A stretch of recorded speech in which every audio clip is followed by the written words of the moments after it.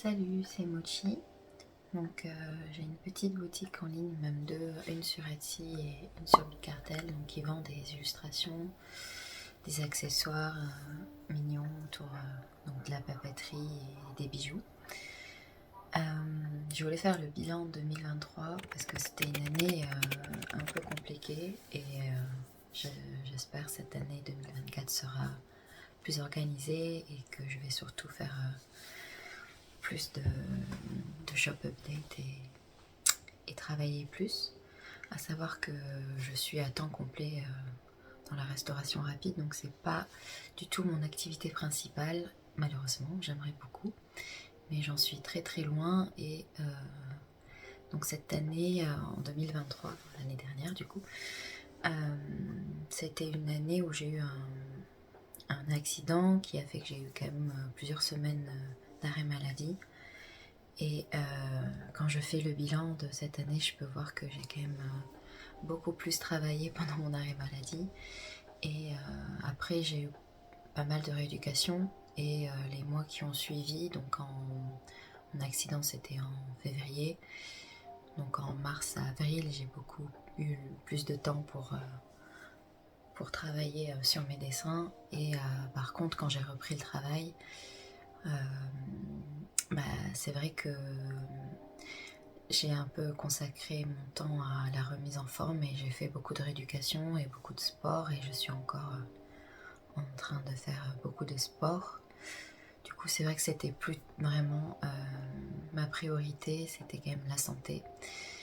Et ça l'est toujours, même si voilà, mon rêve d'être illustratrice et de vivre de mes créations, il a toujours été là depuis que je suis très jeune.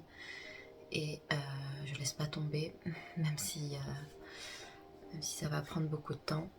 Donc voilà, je voulais faire un récap de cette année, voir où j'en étais. Financièrement aussi, je me doute que je suis dans le négatif, comme depuis l'ouverture de mes boutiques de toute façon. C'est pour ça aussi que mon travail à côté me permet de pouvoir créer et tester des choses et prendre mon temps. Mais si j'avais pas ce travail-là, ça serait vraiment impossible de mettre tout l'investissement que je mets actuellement dans mes boutiques. Enfin, surtout au niveau du matériel. Je m'équipe depuis 2-3 ans maintenant et il y a toujours des nouvelles choses que j'ai envie d'essayer de faire, des nouveaux projets. Mon souci, c'est que j'ai tendance à me disperser un peu et avoir envie d'essayer plein de nouvelles choses et du coup devoir m'équiper à chaque fois. Donc ça, il faut que je me calme un peu aussi là-dessus et travailler avec les produits que j'ai déjà. J'ai fait la liste, une petite liste d'un bilan. Voilà, il n'y a pas grand chose d'écrit parce que j'ai pas fait grand chose.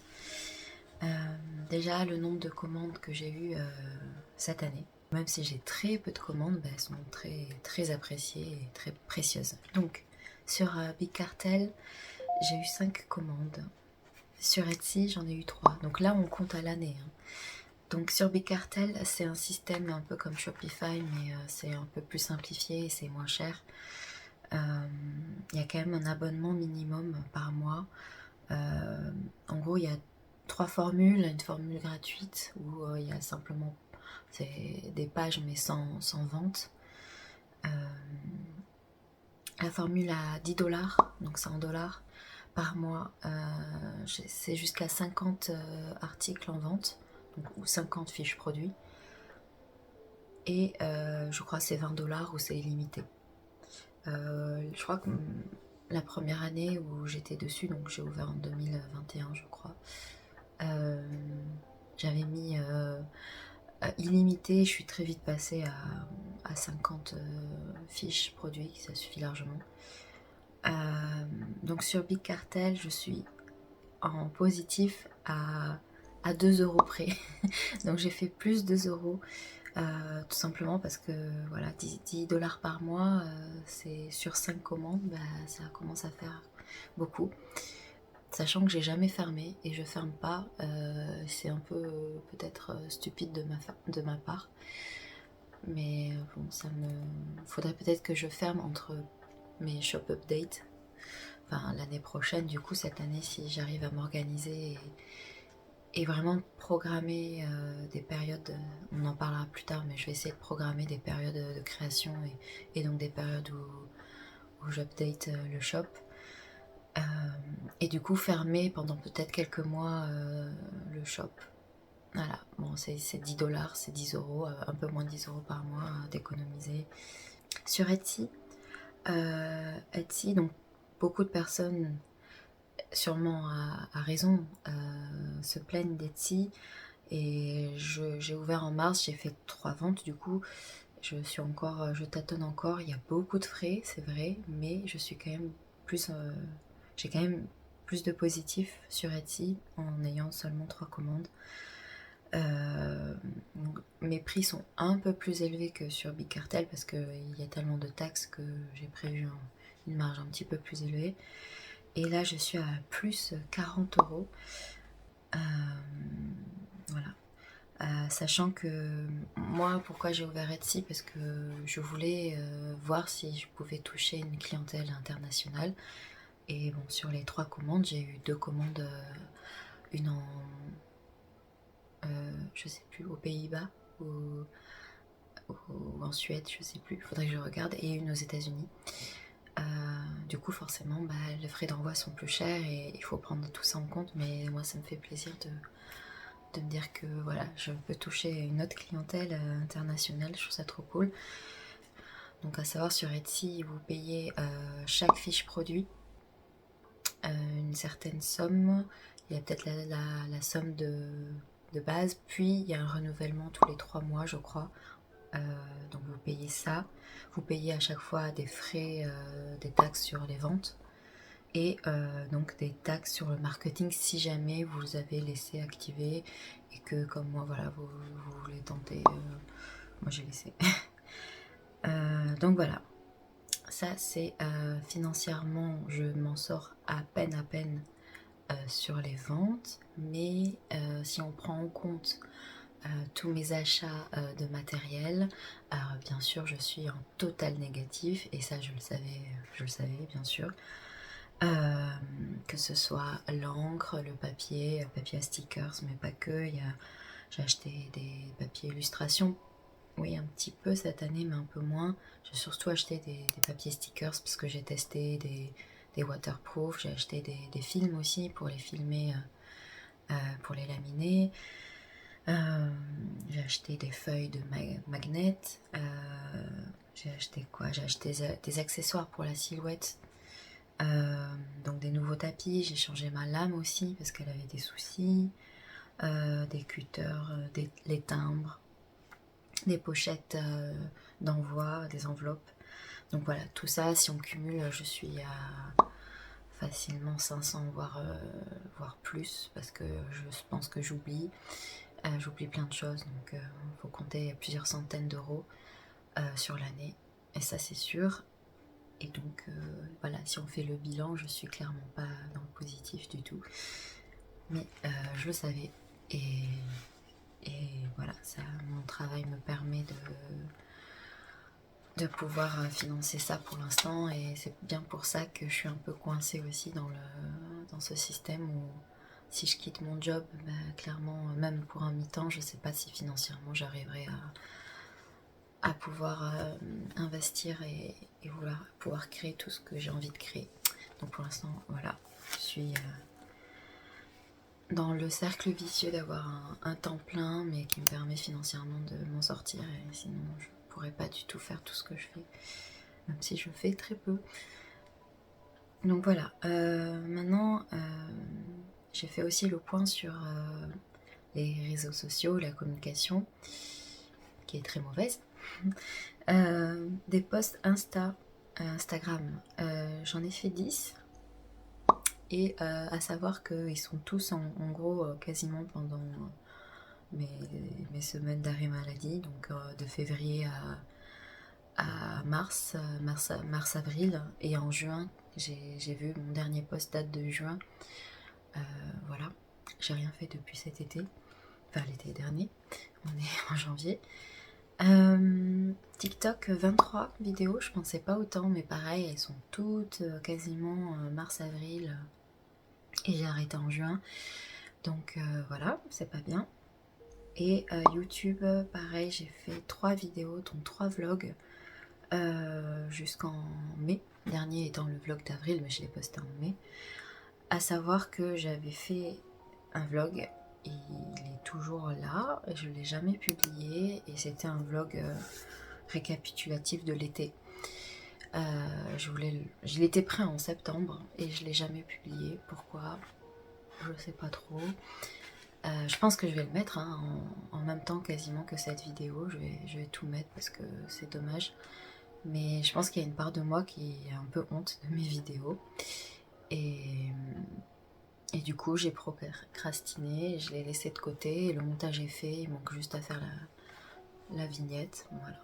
Donc, ça, c'est pour mes réseaux sociaux. Ça prend pareil énormément de temps de faire des vidéos.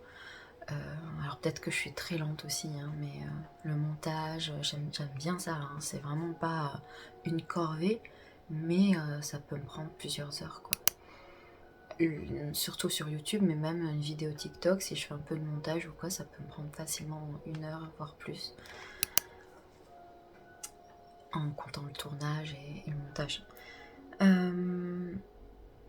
Et après j'ai fait un petit point sur les illustrations créées pour avoir une idée. Sur mon iPad, on va dire que j'ai plus d'une vingtaine de créations, que ce soit des illustrations ou je compte aussi les stickers. Bijoux et accessoires, cette année, je n'en ai pas fait, donc ça me manque un peu. Et d'ailleurs, ouais, il faudra que je fasse un point sur les objectifs de l'année prochaine. Et justement, dans mes objectifs, il y aura de reprendre la création d'accessoires. On va arrêter là pour le bilan. J'ai l'impression que j'ai trop parlé, ça fait 14 minutes, c'est horrible. J'espère que vous n'êtes pas ennuyés et je vous laisse là avec peut-être d'autres clips. Je voulais faire une deuxième partie avec les objectifs de l'année 2024 du coup. Déjà j'aimerais poster beaucoup plus de vidéos. Si j'arrivais à faire une vidéo par mois sur YouTube, ça serait fantastique. Un vlog. Ce que je vais essayer de faire, c'est de donc tourner des extraits et vraiment monter la vidéo au fur et à mesure, pas attendre d'avoir plein de clips pour les monter parce que sinon ça me prend trop de temps. Donc justement, en rentrant du travail, quand je suis un peu fatiguée, le montage, ça reste, je peux faire petit à petit. C'est plus facile de faire, je pense, du montage à l'ordi que me mettre à faire de la création ou imprimer des stickers parce que ça peut faire beaucoup de bruit. Donc voilà. J'aimerais aussi faire au moins une vidéo par semaine sur TikTok, voire la mettre aussi sur Instagram, que j'ai commencé à faire, que j'avais fait il y a quelques années, c'est à faire des résumés de la semaine. Donc voilà, au moins avoir une petite série comme ça sur TikTok. Après j'ai d'autres idées. L'objectif principal étant d'arriver à suivre mon agenda que je me suis créé sur l'année. Je mettrai peut-être une photo, ça serait bien, hop, que j'arrive à mettre la photo de mon planning. Donc j'ai essayé de créer vraiment des périodes de création, des périodes où c'est plus focus sur la communication, voilà, et me prendre plusieurs mois à l'avance avant de lancer une collection. Donc voilà, l'objectif premier c'est déjà de suivre ce planning. Voilà, je crois que c'est tout pour mes objectifs. Je me fixe pas d'objectif de vente ou sur les réseaux de follow ou quoi, parce que des choses dont on n'a pas forcément la main mise dessus. J'ai pas envie de me mettre la pression sur des chiffres, des choses sur lesquelles au final j'ai pas de pouvoir et qui peuvent démoraliser aussi de trop se comparer, que ce soit sur les chiffres et tout ça. Un autre objectif, c'est de suivre mes dépenses comme je l'avais expliqué précédemment. Donc je me suis fait une petite feuille. J'ai déjà 1, 2, 3, 4, 5 dépenses en janvier. J'ai un peu craqué, j'avais des sous pour Noël. Et du coup je me suis dit bon, vu que j'ai fait le point sur ce qui pouvait me manquer en feuilles de stickers et tout ça. Donc voilà, j'ai eu déjà pas mal de petits achats. Et voilà, le but c'est de noter à chaque fois pour avoir quand même une idée plus précise de mes dépenses. Et voilà, c'est tout pour les objectifs de 2024. Et j'espère à bientôt. Déjà, il y a un vlog à monter pour janvier. Et voilà, j'espère mieux m'organiser cette année et créer beaucoup plus.